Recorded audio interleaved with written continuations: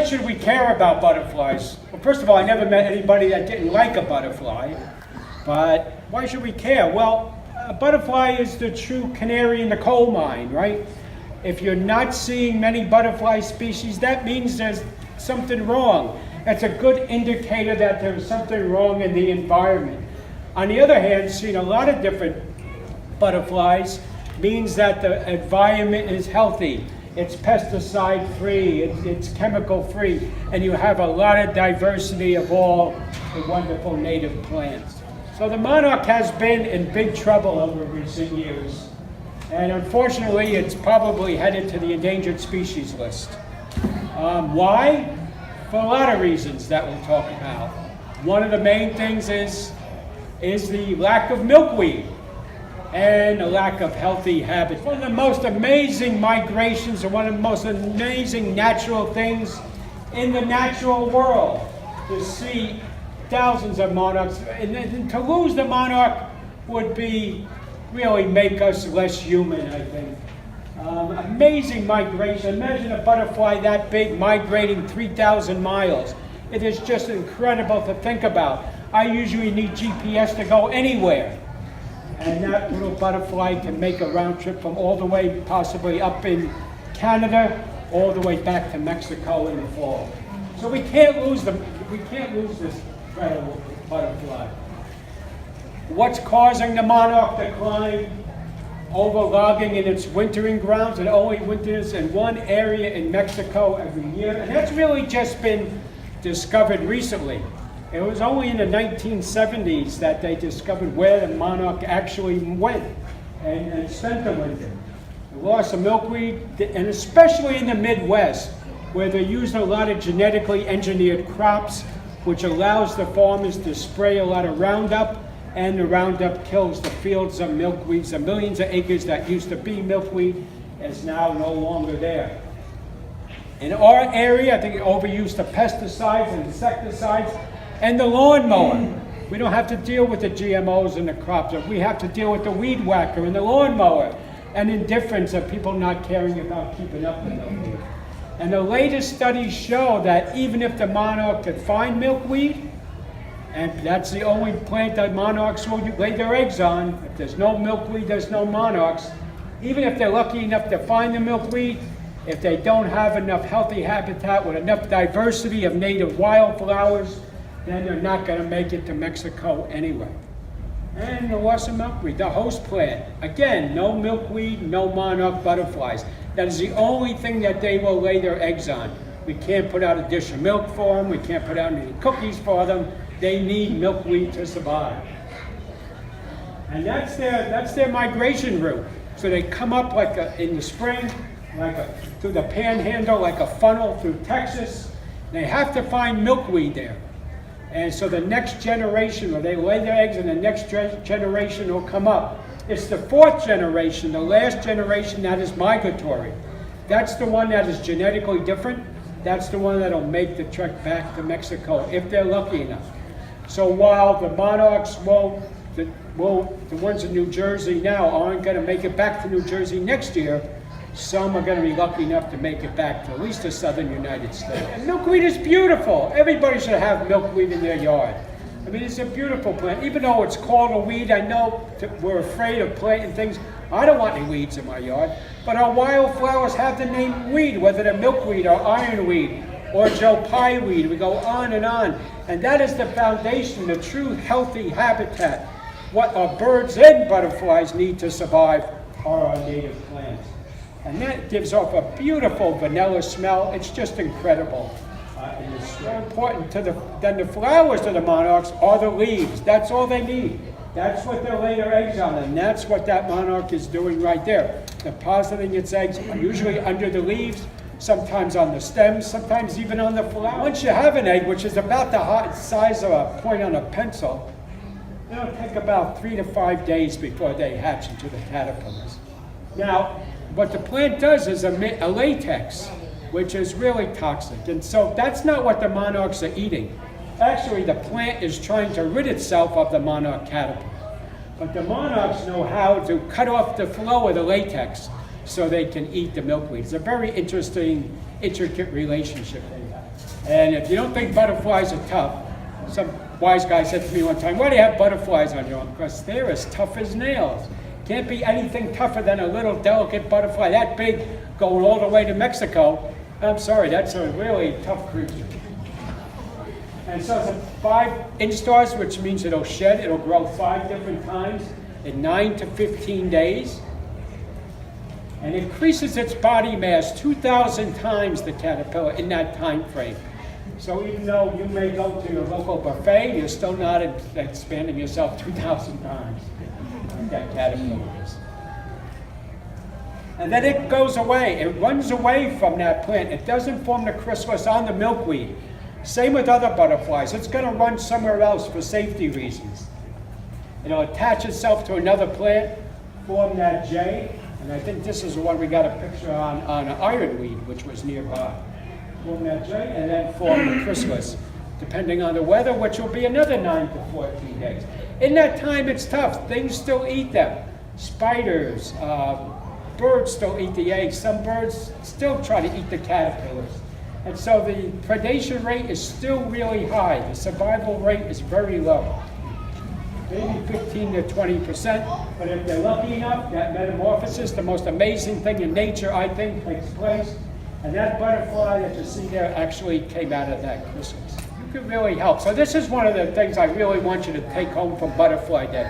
Other than how amazing our Meadowlands is, I want you to understand that you could do this in your own yard. You could do this in your own schoolyard, churchyard, whatever it is, you could really help. And not to, you know, as president of Bergen County Audubon Society, we're always involved in some kind of battle or fight, whether it's protected, endangered species. And that takes a lot of work, and you have to write people and sometimes protest and do a lot of things, but this is an environmental issue that you could do something about today. You could take a native plant home that you see outside, start a butterfly garden, a native plant garden, and you automatically made the environment a better place. Just by putting those plants in the ground. You don't need anybody's permission to do that. And if everybody did that in our neighborhoods, we'd live in a totally different environment. So people tell me all the time, "Donna, I don't see the butterflies like I did when I was a kid. I don't see the lightning bugs." No, because you're inadvertently killing them by introducing non-native plants, by raking up the ground, by using pesticides and insecticides. So I want you to go home and think about your yard as a true habitat, because that's what it is. You can't have a backyard and say a habitat continues somewhere else. It doesn't. We're going to reach build out in New Jersey at some point where everything that's built on is built on, and everything that's preserved is preserved. Just to show you, now I have a little tiny backyard, tiny backyard. You know, it's probably 15 feet wide and maybe 50 feet long, my planting area, and I had 19 caterpillars in the yard a couple seasons ago. So you never know. They're going to be somewhere. It doesn't matter. They will find you. And that's the common milkweed. Again, the beautiful flower with the big leaf. You can see it on the grounds outside here. This is the one, though, the swamp milkweed, which the monarchs love. It's great in the backyard. It can be introduced into any garden, and it doesn't have to grow in a swamp. It can grow in average garden soil. And it's a beautiful flower. It's a great nectar source, and it's the host plant. The butterfly weed, the orange flower, more drier areas. It's another species of milkweed. But, while it's a great nectar source, I think the monarchs rather lay their eggs on the swamp milkweed or the common milkweed. I have seen monarch caterpillars on these, but not as often as the other species. And that's what the monarch caterpillars do. That's a swamp milkweed. They're not going to kill that plant. They're going to make it ugly. They're going to strip it with leaves if you're real lucky. And then next year, that plant is going to come back to us. Now we need nectar sources, right? That butterfly, they find the milkweed. They hatch into butterflies. Now they got to feed on something. So we need nectar sources, things like the agastache, liatris, great native wildflowers that can be purchased. And we even were giving away some out here today. The purple coneflower that you see all over the hills and all over the Court Park here. Very important nectar source for all the pollinators, the bumblebees, the butterflies. New York ironweed, another great really nectar source in the aster family. And more Joe Pye weeds, common boneset. These are all things that should be in our backyard naturally, that probably were in our backyard naturally until we started to introduce non-native plants for some reason. So these are things that our wildlife depends on. Not only, look, and you can start a butterfly garden and you can put up a sign, this is a butterfly garden, but the bees and the birds can't read, and they'll use that garden just as much, and it's just as important for those creatures as well as the butterflies. And that's our native butterfly bush.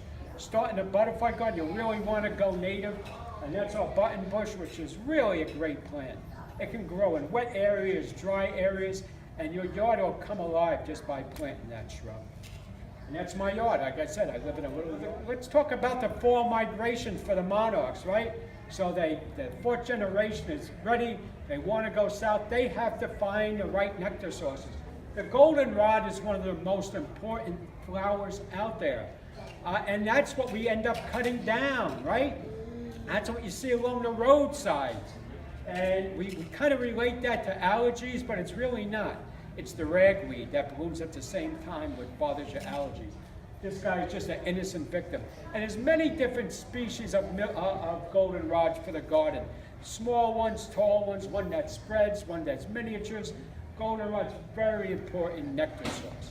And that's what our monarchs really, really need. And that's a tagged monarch. And like I said, we have a tagging program. Actually, the tagging program is nationwide.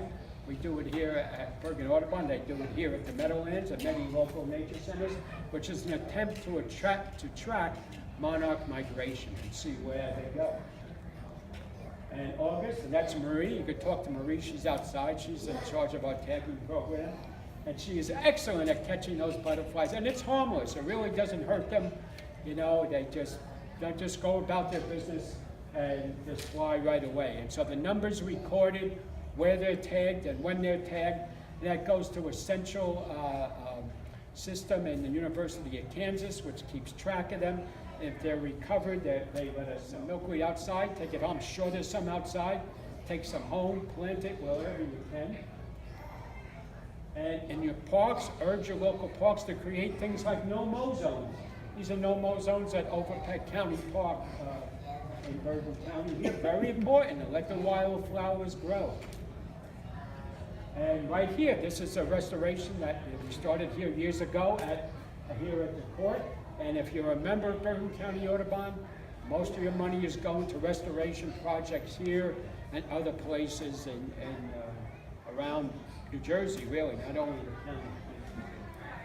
And that's our butterfly garden at Overpeck by the Equestrian Center.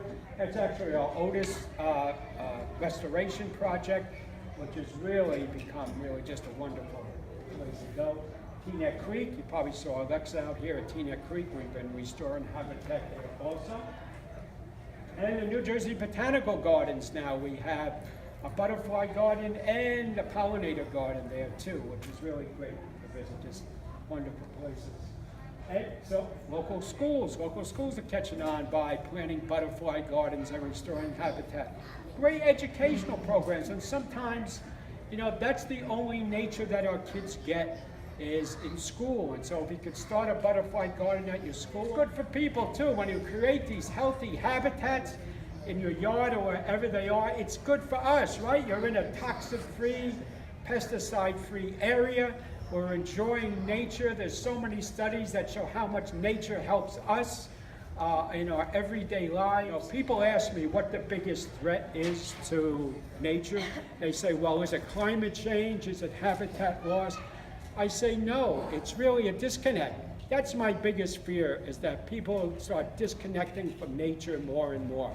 If you don't go outside, if you don't get the kids outside, who's going to care about climate change? Because you're not even going to relate to it. We have to keep ourselves connected to wildlife, and I don't think there's a better way to do that than the butterflies.